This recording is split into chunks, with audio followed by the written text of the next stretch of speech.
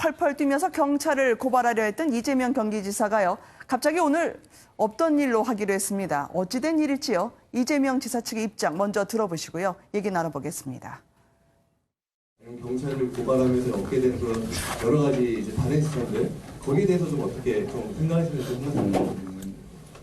아무 지장 없습니다. 그 정도는 같이 할 수 있습니다. 제가 이 도정을 파악하고 또 정책을 결정하고 집행하는 데 있어서 전혀 지장을 느끼지 않는 상태이기 때문에 우리 도민 여러분께서 걱정 안 하셔도 된다.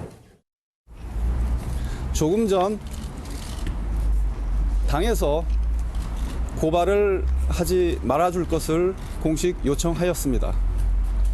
당의 공식 요청을 대승적 차원에서 수용합니다.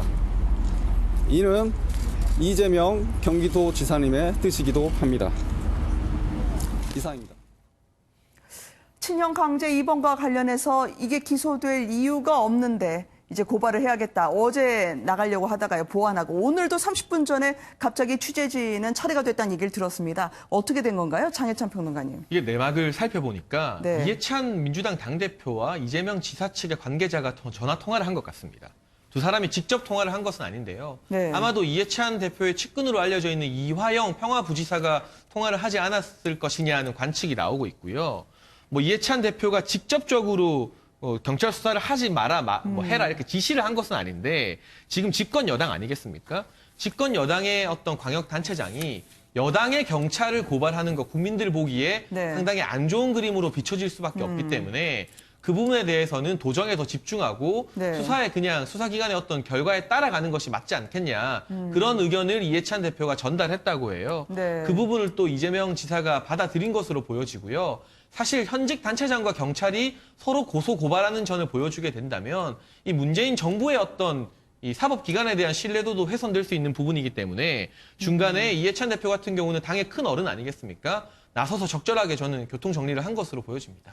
이종훈 평론가님 어떻게 보세요? 바로 저 장면이요. 한 달쯤 전에 경기도 예산정책협의회 한다고 하면서요. 두 분이 만났을 텐데 그 당시에도 이재명 지사에 대해서 좀 어려웠는데 힘을 실어주는 듯한 방문으로 해석이 됐거든요. 네. 어려울 때마다 마치 구원투수처럼 등장하는 그 모습 당의 말이죠. 귀중한 자산이다라고 얘기를 이제 하시기도 하고, 네. 뭐 이해찬 대표 입장에서는 뭐 어찌됐건 지금 안 그래도 지금 이러저러한 일들로 해서 안희정 전 지사를 비롯해서 당의 유력한 대권 주자들이 지금 자꾸 이제 그 구설수에 오르는 상황 아니겠어요? 그런 상태에서 자꾸 더 많은 사람들이 구설수에 오르는 것 자체가 네. 당의 이미지에도 이제 별로 보탬이 안 될 뿐만 아니라 차기 구도를 그리는데도 상당히 지금 차질이 올 수밖에 없는 거죠. 그래서 네. 가능한 한 이제 모두 살리고 최대한 이제 키워서 경쟁을 나중에 시키더라도 그런 생각을 기본적으로 가지고 계실 겁니다. 그리고 네.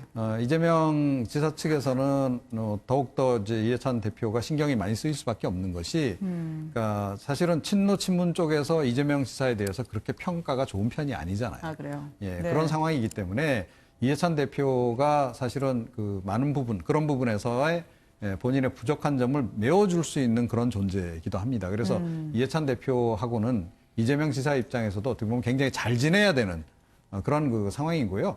이번 판단 관련해서는 늦었지만 참 잘한 결정이다라고 저는 생각을 해요. 만약에 이번에 고발을 했으면 네.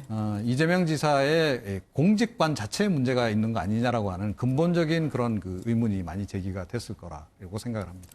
혹시 그러면 이종훈 평론가님 말씀은 이해찬 대표 입장에서는 후견인처럼 이 당의 후보군을 좀 관리할 필요가 있다. 최근에 5위에서 2위로 약진했던 이재명 지사의 지지율 이 부분도 좀 감안하면서 나름대로 그 보관이 깔려 있다는 말씀이실까요? 네, 그렇습니다. 그러니까 사실은 뭐 이렇게 자꾸 여러 논란들로 해서 대권 주자들이 중도 이렇게 탈락하는 그런 상황이 당 전체적으로도 그렇게 좋은 상황은 아니다라는 거죠. 그러니까 네. 뭐 흔히 대선 국면에 접어들면 이제 뭐 흥행 변수 얘기들을 많이 하는데 좀 유력한 대권 주자들이 건전한 경쟁을 거쳐서 그 중에서 한 명이 누군가가 되는 이 그림. 이건 어느 당에서나 사실은 바라는 그림이거든요. 네. 그렇기 때문에 이제 또 이 지사 같은 경우는 특히 현직 지사기도 하고, 그러니까 이제 이 당의 자산으로서 좀 일단은 키워야 한다라는 생각을 가지고 계시는 것으로 보입니다. 그러면 경찰 고발을 이제 접는 걸로 하고요. 그럼 이재명 지사의 정치인으로서의 선택은 어떻게 될까요? 김성환 평론가님, 저 여론조사 보니까요. 일종의 노이즈 마케팅일까? 5위에서 2위로 그 스캔들 의혹에도 딛고 올라섰던데 앞으로 어떻게 하겠습니까? 도정에 그냥 점잖게 집중을 할까요? 아니면 이 부분에 대한 파이터로서 면모를 계속 보여줄까요? 그러니까 비유를 하자면 그런 것 같아요. 자동차는 원래 달리라고 만든 거잖아요. 아, 그렇죠. 근데 달리라고 만들었다고 해서 속도 위반하라고 하는 건 또 아니잖아요. 그러니까 이재명 지사 같은 경우에 사실 인생 무상이다, 또 세옹지마다 이런 표현까지 써가면서 네. 좀 성찰을 하겠다는 의사를 표현했다가 경찰이 소환 조사하고 그리고 이제 부인 이제 김혜경 씨와 관련해서 또 불만들이 나오고 이게 같이 겹쳐가면서 네. 기소 의견으로 이제 사건을 검찰에다가 송치한 거 아니겠습니까? 그렇죠. 그때부터 다시 또 과속을 한 것 같은 느낌을 받는다는 거예요. 네. 그러니까 이런 면에서 이해찬 대표가 굉장히 적절한 타이밍에 일단 자제를 시켰다고 하는 점에 의미가 일단 있을 것 같고요. 네. 그리고 둘째로는 지지율이 좀 올랐다고 하는 점에서는 방금 전에 말씀하셨던 것처럼 여론의 주목을 받는 효과가 일부 있었다고 생각되고요.